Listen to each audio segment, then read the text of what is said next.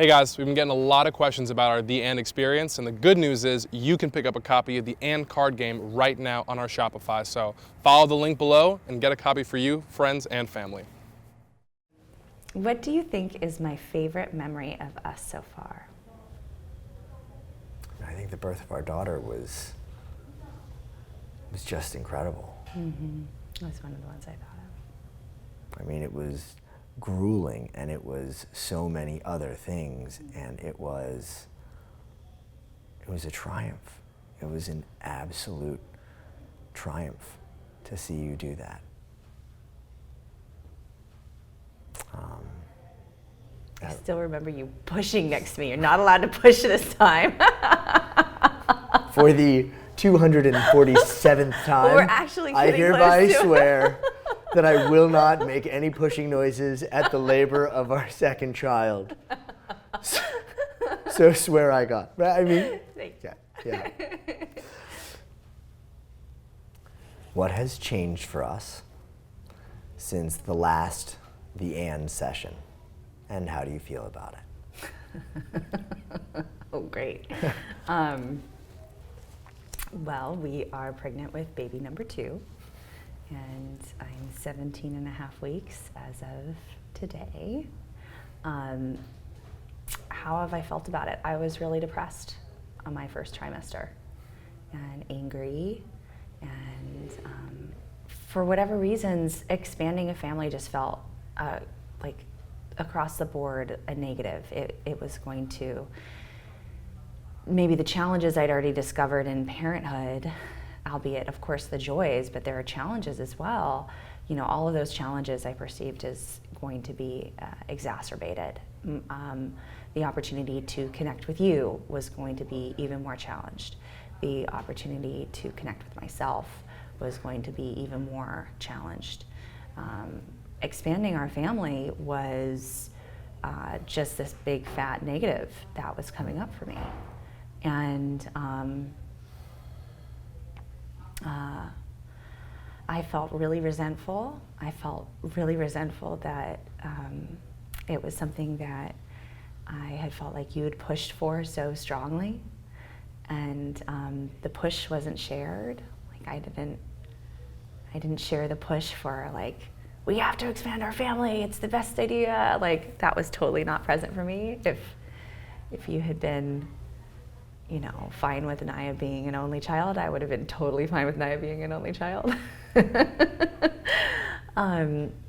So I think I felt pushed. I think I felt resentful and angry, and was blaming you for bringing up all this shit and for me. And feeling resentful of being pregnant, and being pregnant was just horrible, you know, feeling like I didn't want this baby, but trapped into kind of having this baby. And I guess one of the reasons it feels safe to talk about it right now is because it's shifted. Somehow getting the perspective of like, here was all my crap, and then here was this baby, and it was independent of each other, allowed me to see all my crap and not load it onto this baby. Somehow it became separate, versus before it was so intertwined. It felt like not wanting the crap, felt like not wanting the baby, which felt horrible. And while I'm still very nervous about all of those things I just went into, it no longer feels like it's affecting the fact that we're bringing another child into this world, and we are expanding our family. So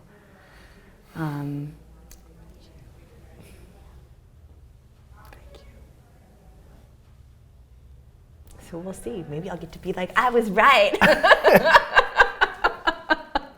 You never know.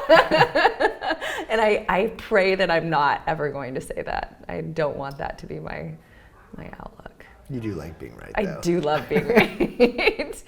But I never want to have to say that around this. So here's to uncertainty and adventure and free fall, and you know, and we'll do it again. Back to square one. Here we come. fuck you, square one. I don't like square one. Not excited about that. Yeah. What's your greatest concern with us having a second baby, and why?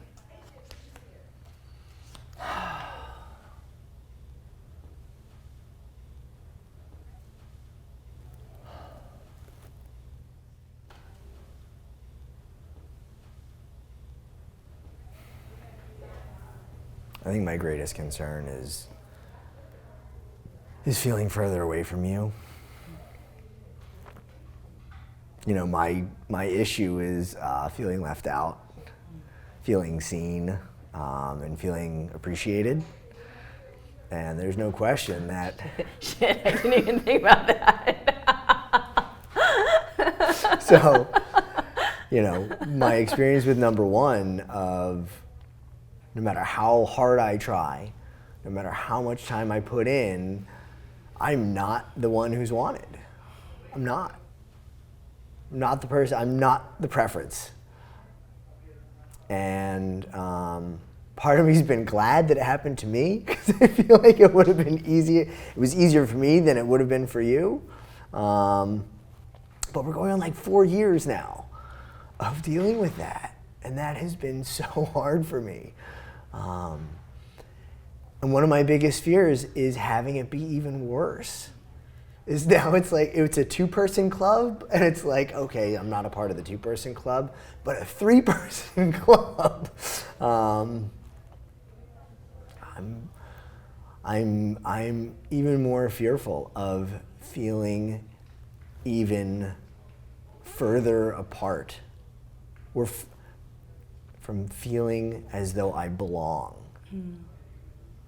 to the core, which is you guys. And so there's a part of me that is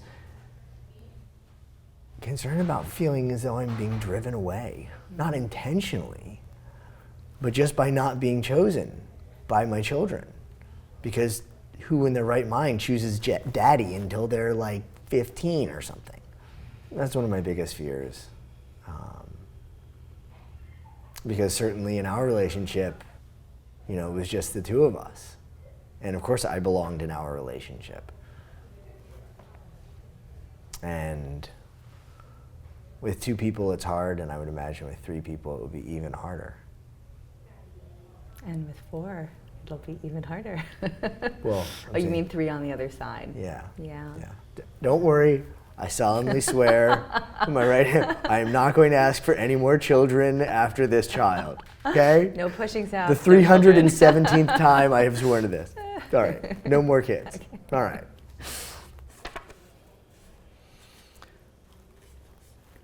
After having just celebrated our 10-year wedding anniversary, if you could tell something to the Sidra the day before our wedding day, what would you tell her?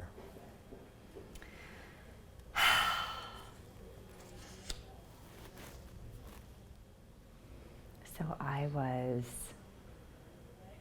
21 when we met. I was 23 when we got engaged, and I was 24 when we got married. We'd been together for 3 years at that point. I probably would have said, just hold on. You know, hold on, it's a wild ride.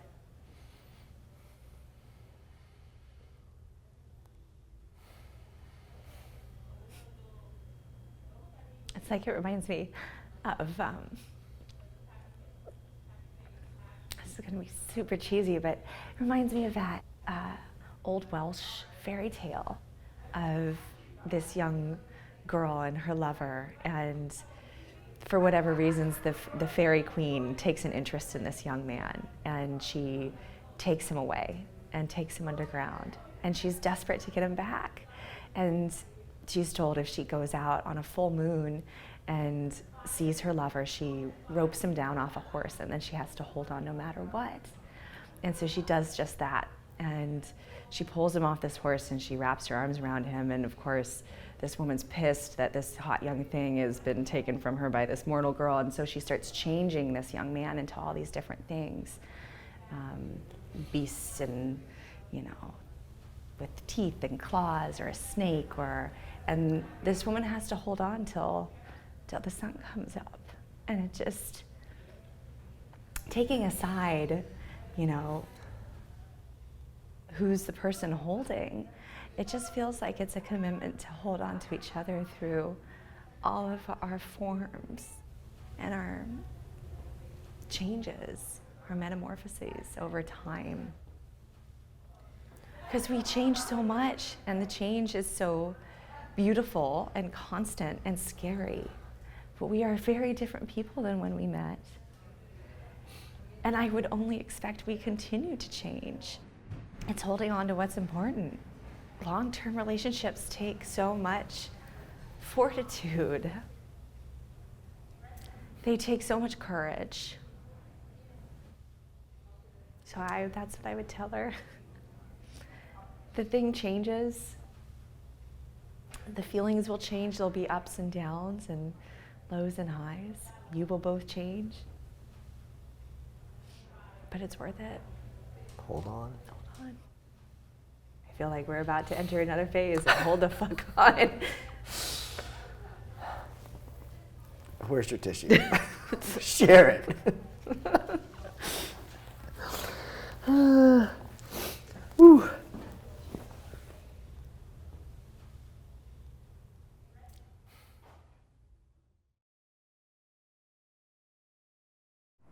Hey guys, thanks so much for watching the video and I hope you enjoyed it. If you want to keep seeing videos like this, please consider supporting our work on Patreon. You can do so at theskindeep.com/Patreon and help us make more videos. Thanks. Get that hair out of there. God damn.